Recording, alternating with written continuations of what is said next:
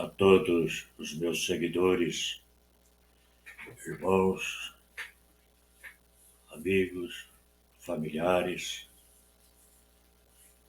Desejo paz, saúde, força, sabedoria, discernimento, porque os dias em que estamos vivendo estão difíceis em todos os setores que pensarmos, filosoficamente, politicamente, financeiramente, nos relacionamentos humanos.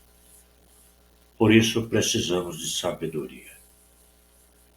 E Tiago nos diz que sabedoria vem de Deus. Portanto, busquemos no Senhor sabedoria. Não é fácil falar em sabedoria. Às vezes nós pensamos que sabedoria ela é natural do ser humano e confundimos inteligência com sabedoria. E essa não é a verdade.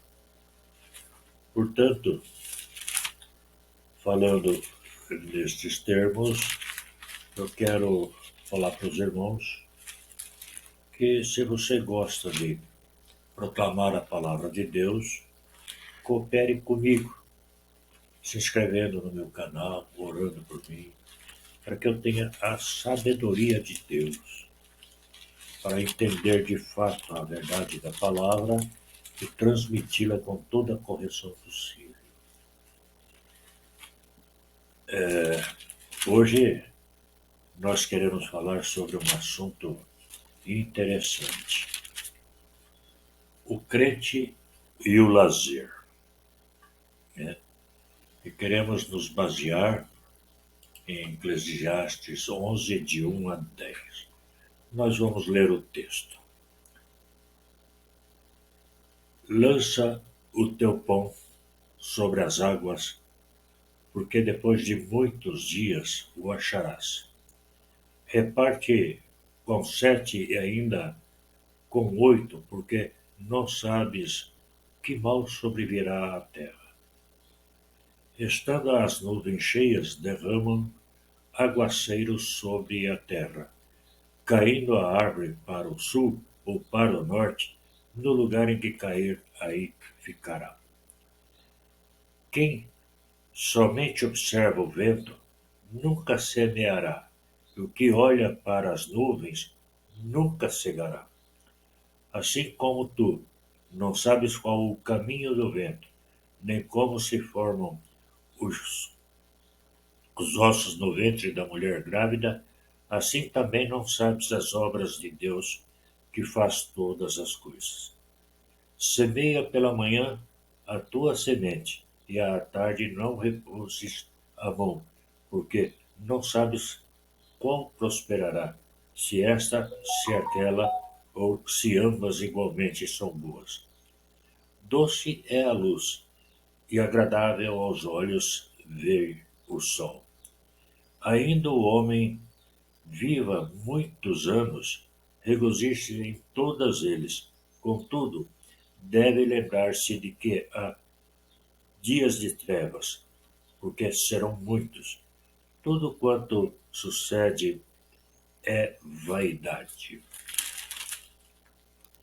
Alegra-te, jovem, na tua juventude, e recreie-se o teu coração nos dias da tua mocidade. Anda pelos caminhos que satisfazem ao teu coração e agradam aos teus olhos. Sabe, porém, que de todas estas coisas Deus te pedirá contas. Afasta, pois, do teu coração o desgosto e remove da tua carne a dor, porque a juventude e a primavera da vida são vaidade. Lazer. Lazer é um processo de mudança das atividades mentais e físicas. Muitos têm o sono como descanso. E é comum ouvirmos estas afirmações. Apesar de terem o sono como descanso, nós ouvimos quase que diariamente estas afirmações. Minha noite não foi tranquila. Tive um sono atribulado. Sonhei a noite inteira. Tive pesadelos. Não parei de pensar nos problemas. Me levantei hoje mais cansado. Não parece mesmo que dormi. E outras afirmações mais. Na atualidade, compreende-se o lazer muito mais que no passado. O nosso tempo pode ser dividido em três períodos: o trabalho, o lazer e o repouso. Quando fazemos isso com sabedoria, com discernimento, o sono é de fato um repouso, tanto físico como para a mente. Eliminar o período de lazer, preenchendo com estudos ou com mais um emprego, será bom isso? Muitos jovens, se não fizerem assim, não poderão estudar. Muitos têm um segundo emprego. Dizem que é necessário manter a família de modo digno. Contudo, o segundo emprego ocupa o tempo do convívio familiar. Contudo, isto não elimina o princípio de que as horas de lazer são necessárias a todos. Como nos comportamos em nossas horas de lazer? Há um mercado quase que infinito de divertimentos ou recreação atualmente. Há coisas boas e coisas ruins. Há muita recreação sadia que proporciona à mente e ao corpo muitos benefícios. Muita coisa perigosa nesse mercado tem sido usado para a recreação. Os filhos reais de Deus devem escolher o que é bom, o que é justo e saudável. Muitas coisas existem como recreação que são incompatíveis com a vida de santidade, de serenidade, no amor do crente. Em épocas passadas, pensava-se que só os jovens precisavam de recreação. Hoje, sabiamente se reconhece que todos em todas as idades precisam recrear-se, precisam de um descanso mental e físico. Sobre isso, o primeiro destaque do texto básico é: lança o teu pão sobre as águas. Será isso um desperdício? Parece um desperdício o tempo empregado em recreação. Contudo, um dia vamos ter, no lazer, na recreação, a volta em forma de saúde, disposição para o trabalho. No lugar em que cair, aí ficará. Verso 3. Uma árvore pode cair para o lado que desejarmos, mas depois da queda, ficará onde caiu. Podemos escolher de que modo gastar o nosso tempo, mas depois de gasto, nada mais poderá se fazer. No verso 9, recreie-se o seu coração nos dias da tua mocidade. Embora todos necessitem de recreação, principalmente os jovens devem aproveitar esta época. Porém, até da recreação que ele escolher e o lugar dela, Deus pedirá contas. Lá em 2 Reis 23, 24 está escrito: aboliu também Josias os médiuns, os feiticeiros, os ídolos do lar, os ídolos e todas as abominações que se viam na terra de Judá e em Jerusalém, para cumprir as palavras da lei que estavam escritas no livro que o sacerdote Euquias achara na casa do Senhor. O segundo destaque é recreação e fé. Uma doença é a preocupação da medicina hoje e ameaça a sociedade. Chama-se estresse.